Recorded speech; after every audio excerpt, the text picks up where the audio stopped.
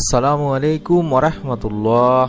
আজ আমি আপনাদের সঙ্গে আলোচনা করব, মহান আল্লাহ তাআলা নিজেই বলেছেন, যদি নামাজের সিজদায় আপনি মাথা রেখে ছোট্ট 4 বা 3 শব্দের একটি দোয়াটি মাত্র 3 বার নিয়ম মেনে পড়তে পারেন, তাহলে আল্লাহ তাআলা আপনার গুনাহ মাফ করে দিবেন। আপনার জীবনের সকল গুনাহ ইনশাআল্লাহ মাফ হয়ে যাবে। আমি অনুরোধ করছি, আপনারা অবশ্যই সিজদায় এই 2-3 শব্দের দোয়াটি অন্তত 3 বার করে পড়ার চেষ্টা করবেন। আমলটি জানার জন্য, নিয়মটি জানার জন্য ভিডিওটি একদম শুরু থেকে শেষ পর্যন্ত মনোযোগ সহকারে দেখুন। যারা এই মুহূর্তে ভিডিওটি দেখছেন, আমি অনুরোধ করব প্রত্যেকটি দিনই ভাই বোনদেরকে আপনারা এই ভিডিওটিতে একটি লাইক দিয়ে চ্যানেলটি সাবস্ক্রাইব করে বেল বাটনটি অন করে দিন।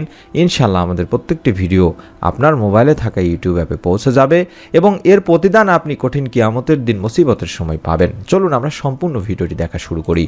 দুনিয়াতে সবচেয়ে উত্তম ইবাদত হলো নামাজ। এর প্রতিটি রকম আদায় করতে হবে ধীর স্থিরভাবে, আর প্রতিটি রকমে রয়েছে মাসনুন দোয়া, যে দোয়াগুলো আমাদের প্রিয় নবী রাসূলুল্লাহ সাল্লাল্লাহু আলাইহি ওয়াসাল্লাম পাঠ করতেন।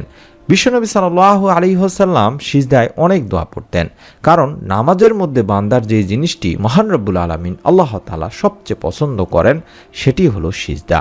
তাই সিজদায় বেশি বেশি দোয়ার কথা বলা হয়েছে এবং দোয়া কবুল হয় এই বিষয়েও বলা হয়েছে। অর্থাৎ নবী করিম সাল্লাল্লাহু আলাইহি ওয়াসাল্লামের একটি হাদিস, যেখানে বলা হয়েছে বান্দা যখন সিজদারত অবস্থায় থাকে, অর্থাৎ সিজদায় মাথা রাখা অবস্থায় থাকে, তখন সে তার রবের, মহান রব আল্লাহ তাআলার সবচেয়ে নিকটবর্তী হয়। কাজেই তোমরা এই সময়ে বেশি বেশি দোয়া করবে। সহিহ মুসলিম শরীফের সহিহ একটি হাদিস। সিজদায় দোয়া করা আমাদের অবশ্যই জরুরি দিনী ভাই বোনেরা, কারণ আপনারা যদি সিজদায় দোয়া করেন তাহলে আল্লাহ তাআলা আপনার মনে নেক আশা পূরণ করবেন, আপনার দোয়া কবুল করবেন ইনশাআল্লাহ। সিজদায় দোয়া করা যে অবশ্য জরুরি সেটি আমরা কম বেশি সকলেই জানি, কিন্তু সিজদাহের যে দোয়া করার নিয়ম রয়েছে এটি আমরা অনেক দিনই ভাই বোনই জানি না। সিজদাহের দোয়া করার জন্য আপনার নিয়ম মেনে আমলটি করতে হবে বা সিজদাহের দোয়া করতে হবে, তা না হলে আপনার নামাজেই হয়তো বা সমস্যা হতে পারে। তাই আমি অনুরোধ করছি, আপনারা অবশ্যই সিজদাহের অর্থাৎ সিজদা অবস্থায় দোয়া করার নিয়মটি মনোযোগ সহকারে শুনে নিন এবং এরপর থেকে এই নিয়মে আপনারা ইনশাআল্লাহ আল্লাহ তাআলার কাছে সিজদায় দোয়া করতে পারবেন। সিজদায় দোয়া করার জন্য প্রথমেই অবশ্যই দিনী ভাই বোনেরা আপনাদেরকে সিজদাহের যে তাসবিহ আছে সেটি পড়ে নিতে হবে। আমরা সচরাচর সেই হিসাবে সুবহানা রাব্বিয়াল আ'লা এটি পড়ে থাকি, অথবা অনেক দিনী ভাই বোনেরা আরও বিভিন্ন তাসবিহ পড়ে থাকেন। এই তাসবিহটি অন্তত 3 বার আপনি পড়ে নেবেন, তারপরে আপনি দোয়া করতে পারবেন। আপনারা চাইলে অনেক দিনই ভাই বোন জানেন না যে সিজদায় দোয়া করব, কিন্তু কোন নামাজের সিজদায় দোয়া করব, ফরজ, সুন্নত, নফল, এই নামাজগুলোর মধ্যে আপনারা কোন নামাজের সিজদায় দোয়া করবেন এটি নিয়েও অনেক দ্বিধাদ্বন্দ্বের মধ্যে রয়েছেন।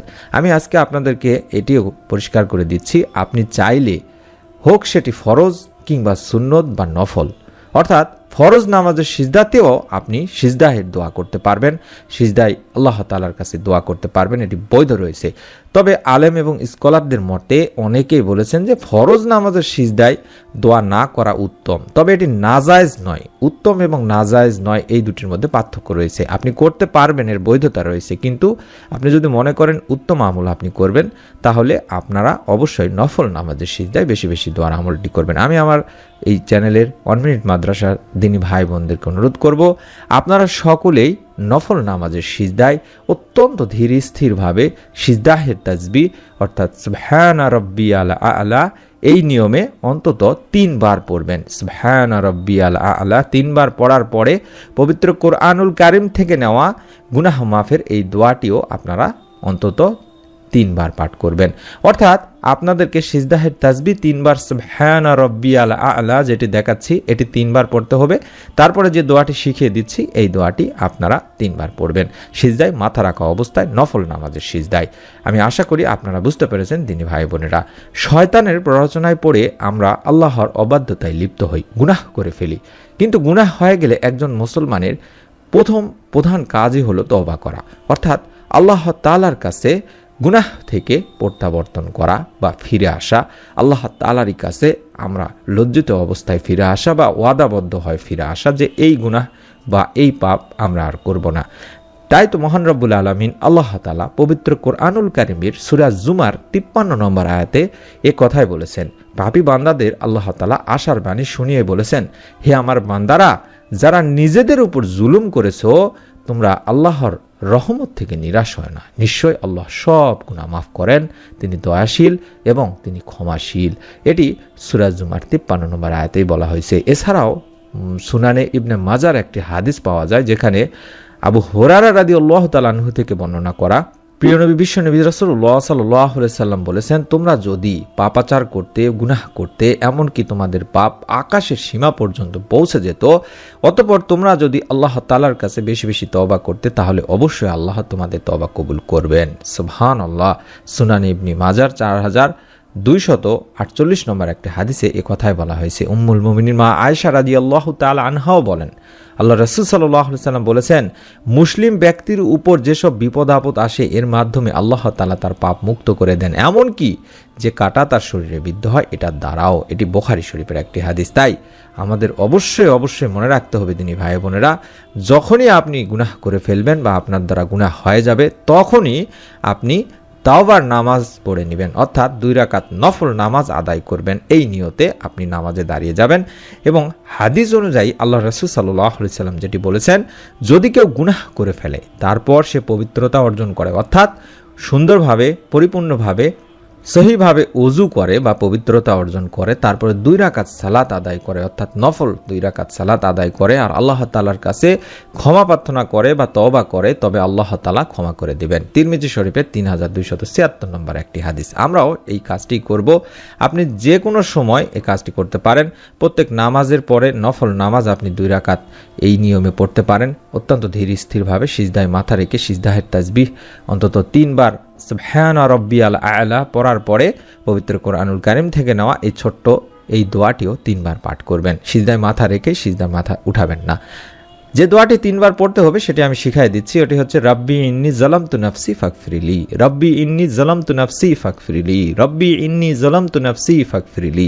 এইভাবে আপনারা 3 বার পড়বেন। এটি সূরা আল কাসাসের 16 নম্বর আয়াতে বলা হয়েছে। এই দোয়ার অর্থই হচ্ছে, হে আমার রব, নিশ্চয়ই আমি আমার নফসের প্রতি জুলুম করেছি, সুতরাং আপনি আমাকে ক্ষমা করে দিন।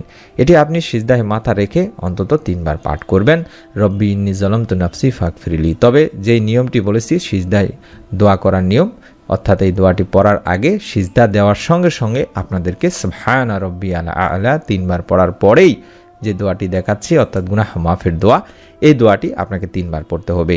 এইভাবে আপনারা 2 রাকাত নামাজের প্রত্যেক সিজদাতেই এইভাবে আপনারা আমলটি করবেন এবং নামাজ শেষে কয়েকবার দরুদ শরীফ, কয়েকবার ইস্তেগফার পাঠ করার পরে আল্লাহ তাআলার কাছে 2 হাত তুলে আপনি আপনার গুনাহের জন্য বেশি বেশি তওবা করবেন। আল্লাহ তাআলার কাছে 2 হাত তুলে মুনাজাতে আপনি বলতে পারেন, হে আমার রব, হে আল্লাহ, নিশ্চয়ই আমি আমার নফসের প্রতি জুলুম করেছি, সুতরাং আপনি আমাকে ক্ষমা করে দিন। এভাবে আল্লাহ তাআলার কাছে গুনাহ থেকে আপনারা মাফ চাইবেন। ইনশাআল্লাহ আশা করা যায় আল্লাহ তাআলা আপনার গুনাহ মাফ করে দিবেন।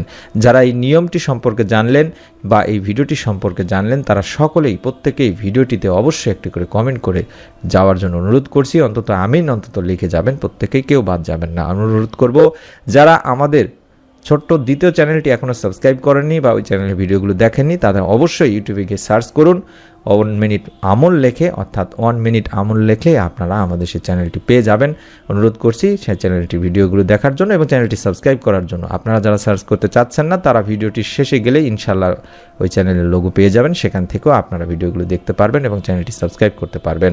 আমি আমার দিনী ভাই বোনদেরকে অনুরোধ করব, যারা আমলটি করবেন তারা সকলেই অবশ্যই একটি নিয়ত করে ফেলুন অন্তত মনে মনে, আর আমাদের এই ভিডিওটিতে অবশ্যই একটি করে লাইক দিয়ে যাবেন।